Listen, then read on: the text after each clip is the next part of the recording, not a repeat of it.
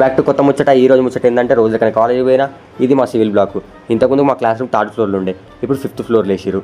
నాది ఉన్నదే పిట్టపిల్ల పానారా నాయన అంటే 5th ఫ్లోర్ ఎక్కి దిగేసరికి నా పాన ఉసుకో అంటట్టుంది. ఎట్టో కింద మీద పడుకుంటే క్లాస్కి పోయినా. ఆడి వెనక మా అమ్మ ఒకటే ఫోన్ చేసింది. ఏంది మమ్మీ అని కాల్ లిఫ్ట్ చేస్తే నేను హైదరాబాద్కి వస్తున్నా అన్నది. ఎందుకు మమ్మీ అంటే వచ్చినాక చెప్తా అన్నది.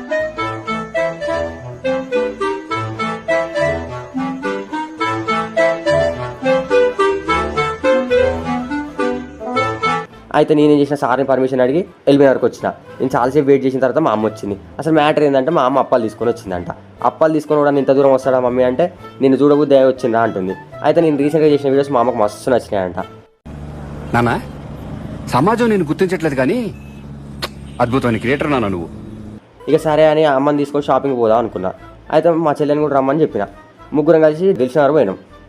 దిల్షుక్నగర్ పోయినాక మా అమ్మ కాడ JS brothers, RS brothers, CMR, KLM, Chennai shopping mall ఇన్ని తిరిగినా ఏ సారీ నచ్చలేదంట. ఎట్లయినా ఇప్పుడు ఆడవాళ్ళతో షాపింగ్, బ్రేకప్ అయిన ఫ్రెండ్తో సిట్టింగ్ చాలా కష్టం. ఇక లాస్ట్ నేను బలవంతం చేయడం వల్ల ఏదో ఒకటి అని ఒక శారీ తీసుకుంది. ఇక అమ్మని బస్ ఎక్కించి మేము హాస్టల్కి వచ్చినాం. That's it for today. మళ్ళీ ఇంకో ముచ్చటతోటి మిమ్మల్ని కలుస్తాం. బాయ్.